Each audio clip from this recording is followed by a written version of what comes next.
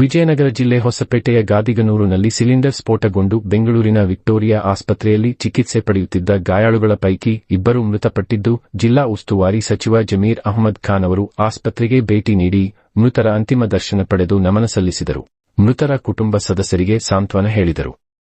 ಸರ್ಕಾರದ ಪರವಾಗಿ ಮೃತರಾದ ಹಾಲಪ್ಪ ಹಾಗೂ ಗಂಗಮ್ಮ ಕುಟುಂಬಗಳಿಗೆ ತಲಾ 5 ಲಕ್ಷ ರು ವೈಯಕ್ತಿಕ ವೆಚ್ಚದಲ್ಲಿ ಮನೆ ನಿರ್ಮಿಸಿಕೊಡುವುದಾಗಿ ತಿಳಿಸಿದರು. ಪರಿಹಾರ ಘೋಷಿಸಿದರು. ಘಟನೆಯಿಂದ ಮನೆಗೆ ಹಾನಿಯಾಗಿದ್ದು, ನಂತರ ಆಂಬ್ಯುಲೆನ್ಸ್ ಮೂಲಕ ಪಾರ್ಥಿವ ಶರೀರ ಸ್ವಗ್ರಾಮಕ್ಕೆ ಕಳುಹಿಸಿಕೊಡಲು ಸಚಿವರು ವ್ಯವಸ್ಥೆ ಮಾಡಿಕೊಟ್ಟರು.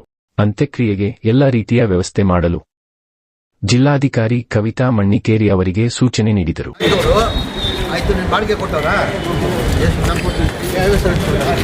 ಎಷ್ಟೊಬ್ಬ ಬಾಡಿಗೆ ಎಷ್ಟು ಗಾಡಿ ಬಂದಿದ್ಯಾ? ನೀನು ಒಂದೇ ಒಬ್ಬನೇನಾ? ಅವತ್ತಿಂದ ಇಲ್ಲೇ ಇದೆಯಾ? ನೀನು ಅವತ್ತಿಂದ ಇಲ್ಲೇ ಇದೆಯಾ? ಎಷ್ಟಾಯ್ತು? ಇಲ್ಲ ಎಷ್ಟಾಯ್ತು? ಅದೇ ಊರವನು ನೀನು? ಅದೇ ಊರವನು. ಎಷ್ಟಾಯ್ತು ಬಾಡಿಗೆ? ಎಷ್ಟಾಯ್ತು ಅಂದಾಜು ಎಷ್ಟಾಯ್ತು? ನೀನು ಬಾಡಿಗೆ ಹೊಡೆದ್ರೆ ಎಷ್ಟಾಗ್ತದೆ? ಇಲ್ಲೋ ಈ ಗಾಡಿ ತಂದಿದೆಯಲ್ಲ ಎಷ್ಟಾಗ್ತದೆ?